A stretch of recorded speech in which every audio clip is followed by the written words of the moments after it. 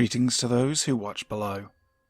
Before we start today's stories of true Inhuman entity encounters, I'd like to say a massive thank you to Ghost City Shelton, Lefty Kim, Steffi Ray, Wicked Witch, Jess Black Curtain, and Aztec Priest for being those who dwell below, an exclusive channel membership that gets you shout-outs at the start of every video.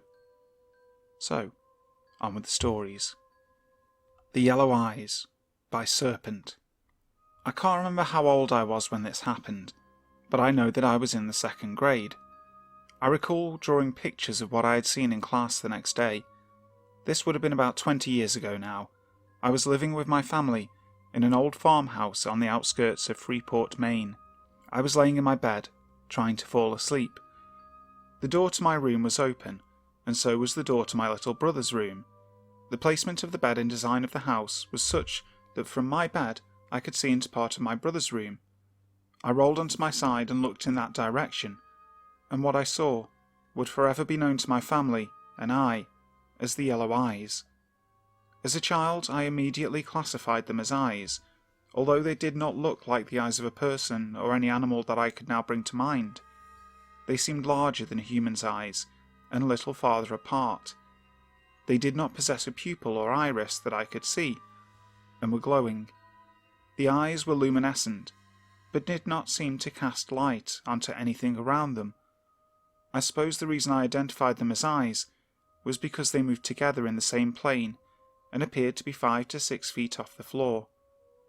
The yellow eyes appeared in front of my brother's closet, which was thankfully about as far as possible from where he lay sleeping. But they didn't seem interested in him anyway. They were looking right at me.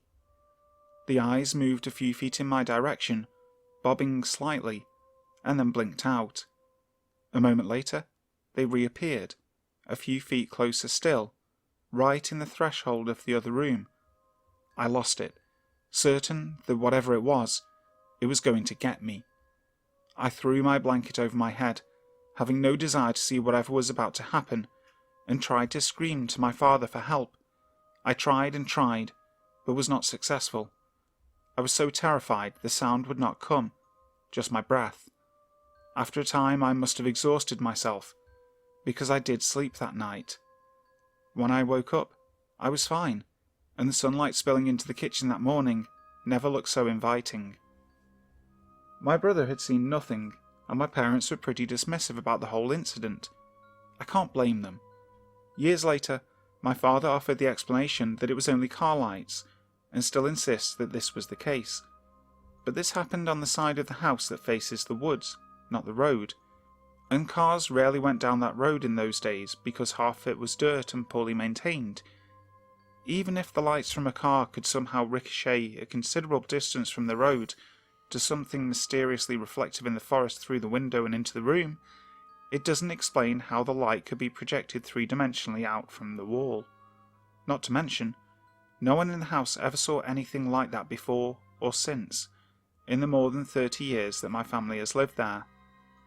Seeing Yellow Eyes was probably the scariest thing that any of us ever experienced in that house, but it wasn't the only strange event. Most of it was easy to attribute to the place just being old. However, light bulbs constantly blowing, creaking, scratching, terrible smells. Others could certainly have been our minds playing tricks on us, seeing people in the corner of our eyes who weren't there. My father said that my mother claimed to have heard children's voices in the house before any of us kids were born, but she says now that she doesn't remember that. One time, one of my brothers woke up choking himself. That definitely scared him. But people can do weird things in their sleep. When my sister was a teenager and I was off at school, she heard something in her closet. Something big, she thought, really going berserk. I suppose that it's possible a squirrel or something had gotten in there. Anything could sound big if it was really trying to make a racket. The only other instant that really got my heart beating was when I was a teenager watching television. There was this little perpetual motion trinket on top of the television. It wasn't moving or anything, just sitting there. And then all of a sudden, the thing went flying and almost hit me in the shoulder. I calmly got up, turned off the TV, left the room, and told myself over and over again that the vibration from sound had somehow flung the toy at me. It's the yellow eyes though. That really drives me nuts. Not only because they scared me so terribly, but because now I want so badly to be able to explain what I saw. Despite the occasional weirdness, we never really thought of our house as haunted. It was always our home. In some ways it still feels more like a home than the house I share with my husband. It was an absolutely wonderful place to grow up. In many ways I love that place. But to me, it has always felt more alive than other houses I've stayed in, and like something is always there, even when you're alone. My mother still lives there though, alone, and I don't think she ever gets scared, or believes anything is there. I never did any real research on the place, but the farmhouse we lived in is well over 100 years old, and the property much older.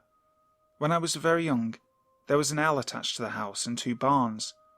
My parents had to tear down the L and the older barn because they were in such disrepair, but those were actually the original structures, the L once a home. My brother's room, where I saw the eyes, is kind of unique. In it is the trapdoor to the attic, and another small door in the wall that must either be a crawl space or a passage that had once led to the L. The closet door also caused us some fear as children. It had a big oblong knot in the wood, nearly spanning the height of the door, and atop this knot, 2 odd points, like horns, making the door look a bit like it had a shadowy devil in it. But it's just a knot. The remaining barn also had some interesting patterns in the wood. A good portion of the wood inside is superficially burnt. A neighbour once told us that a previous owner had tried to burn it down for the insurance money.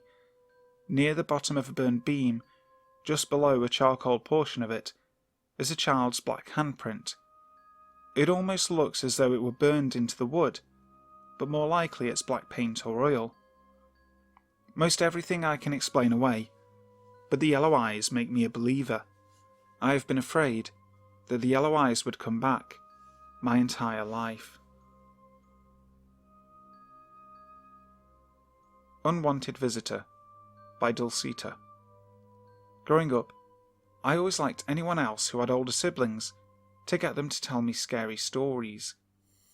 On this particular story, it wouldn't have been so bad if it were just my eldest brother telling me the story, but I remember my mother telling me as well. Let me start off by saying I come from a big family. There are 6 of us kids that my mum had.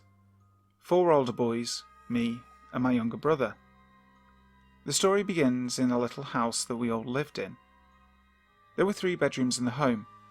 The first one was shared by my 2 oldest brothers, the second one by the 2 other brothers, and then there was me, who slept in my mum's room in a cradle. My younger brother had not been born at the time. According to my oldest brother, one night before going to bed, all of them were being rowdy, and decided they all wanted to sleep in the same room to see who could stay up the longest. So they went ahead and asked for my mum's permission to sleep all together in one room. My mum said it was okay, on one condition, that they were all not to be so loud, because I was asleep, and that they tried to at least go to bed at a decent hour. They agreed and went to the room. At one point, the boys began to get loud and rowdy again, and my mum was forced to go in and give a warning to them. As she turned away, she saw my oldest brother stick out his tongue at her, and she quickly turned back and told him that it wasn't nice to do that, and that God didn't like little boys being so hateful, and that if he continued to do it, the devil would snatch his tongue. Now, keep in mind my mother at the time was a profound Catholic, and not to mention Hispanic, and while God and the devil played big roles in her life, my brother, not liking the comment she made, said, "Well, if that's true, then I'll be seeing him soon." My mother scolded him and turned and walked out of the room. As the night progressed, my brother said he was the last to fall asleep, and as he was drifting off, he felt someone grab the blankets and pull them off him abruptly. He, thinking it was one of my other brothers messing with him, snatched the blankets back and yelled, "Alex, stop doing that!" Of course, there was no response from Alex, because he was fast asleep. My brother was laying on his side, and said he felt someone tug at his toes. He opened his eyes this time to see if it was Alex or one of the other boys, and to his surprise, he saw a very dark figure staring back at him at the end of the bed near his feet. My brother, terrified, said he couldn't get a sound out of his mouth, and continued to watch as this figure climbed on top of the bed and somewhat sit on him with a devilish grin, pinning him down. My brother froze in horror as he heard the figure say, "Maybe next time you'll listen to your mother." After that, my brother said he seemed to have just kind of passed out. He awoke a few moments later, confused and scared, and ran to my mum, who was sitting in the kitchen, waiting up on our dad to get home from work. He began to tell my mum the story, and to his amazement, my mother said she believed him, and began to tell him that moments after the boys had settled to sleep, in the corner of her eye, she spotted a dark figure passing from living room to hallway, but thought it was nothing, and passed it off as her being tired from a long day, and was just seeing things. To their amazement, they found what appeared to be scratches on his back, arms, and one leading from his cheek down to the side of his mouth. My brother was horrified by what he experienced, and never again talked back or stuck his tongue out at our mother, in hopes he would never experience that again. Walk on the Beach with a Skinwalker, or Nightcrawler, by ArachneArts. I have a lot of supernatural stories to tell. Some are personal, and some are from friends or family. This one is one of my more scarier personal stories, something more physical or real, I guess. Not including ghosts, but something else I can't entirely explain. I've always been a bit of a believer to the supernatural and paranormal world, albeit I'm skeptical as well. I do my best to try and question and reason anything odd that does occur. You know, like if a door closes on its own, it could just be the wind or something. Or if something falls, again, the wind, or it was set on a slope. Anything like that. But when you see something that looks almost human, it's really hard to explain. Now, me and my mother lived in Australia, on the coast. The beach was literally across the road. We lived in a small apartment, 1 bedroom, 1 bathroom, conjoined kitchen and living room, on the 2nd story. I slept on the couch. At the time, my mother was going through a big breakup. We didn't have much money, and we just needed to get out of the house. It was the cheapest we could get at the time, so I wasn't much annoyed at the situation. The couch was situated across from the balcony, which was closed off by a glass door. Luckily, we had curtains. My mother just loved getting up early in the morning for a walk. I didn't, especially when it was still a bit dark out. But I had a cute bag that I wanted to take. Why? It was for my cat. It was one of those pink dome bags that had a latch on the side for the cat's harness, and a lot of holes for breathing and such. I know, it's weird, taking my cat for a walk. It got her out though. She loved watching outside, and honestly a few people that were out so early loved seeing her.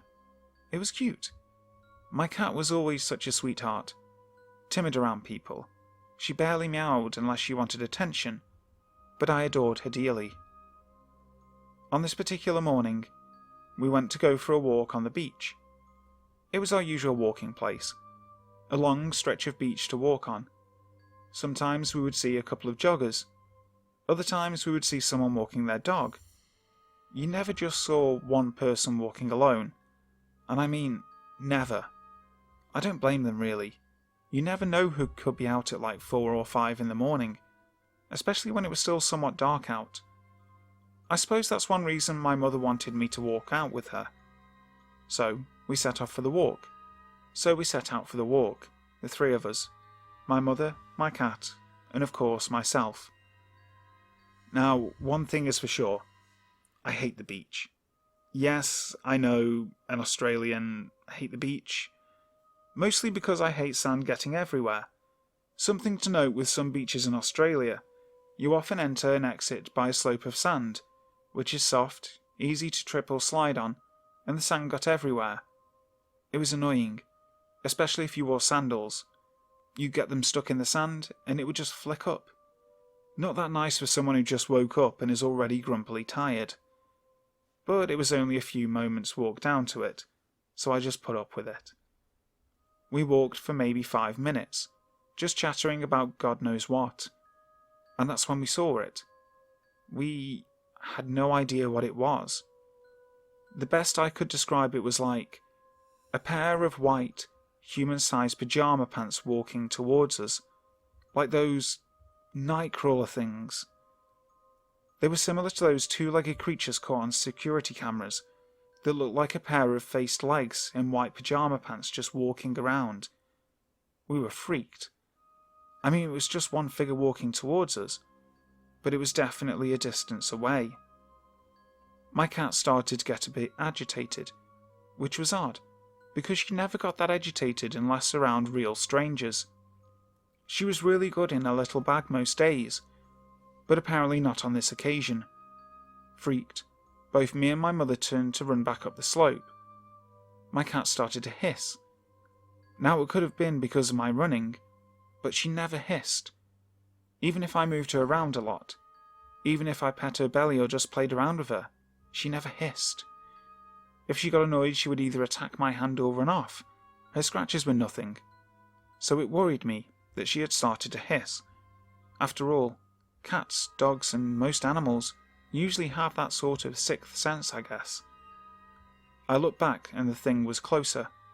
But see, it was close.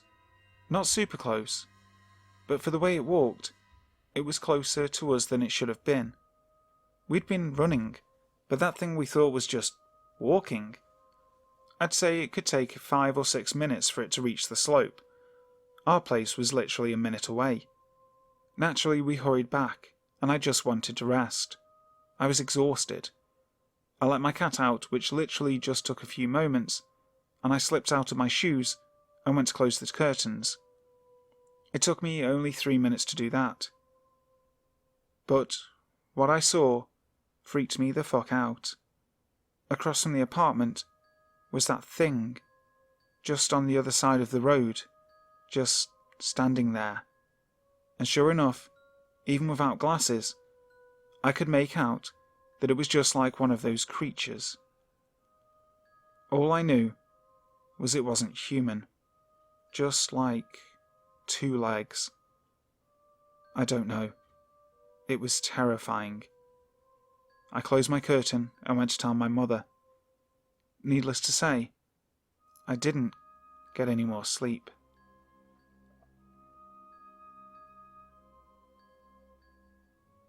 The Transylvanian Spook by aimspader.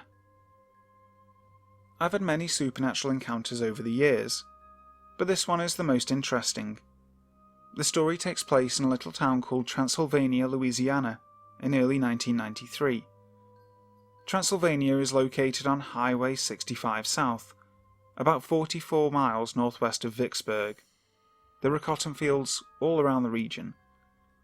My boyfriend and I were on our way to our new home in southeastern Louisiana. We had the car loaded down, and our mutt Barky was sleeping in the back seat. It was early in the morning, about 2 or 3 a.m., and I was drifting off in and out of consciousness when I noticed signs along the road warning motorists that hitchhikers could actually be escaped inmates from nearby prison farms. I'd never heard of a prison farm before, so I became curious and started a conversation with my boyfriend on the subject. According to Wikipedia, a prison farm is a large correctional facility where hard labour convicts are put to economical use in a farm. Its historical equivalent on a very large scale was called a penal colony. At this point in the story, I was fully awake and engaged in a conversation that became even more interesting as we rolled into the sleepy town of Transylvania. We quickly noticed the huge water tower with the black bat and word Transylvania. We cracked a few jokes about the spooky water tower, but other than the unusual name for a seemingly normal, small southern town, the place was not eerie, until we came upon something very incredible. It appeared that there was a man, a very tall man, walking in the road ahead of us.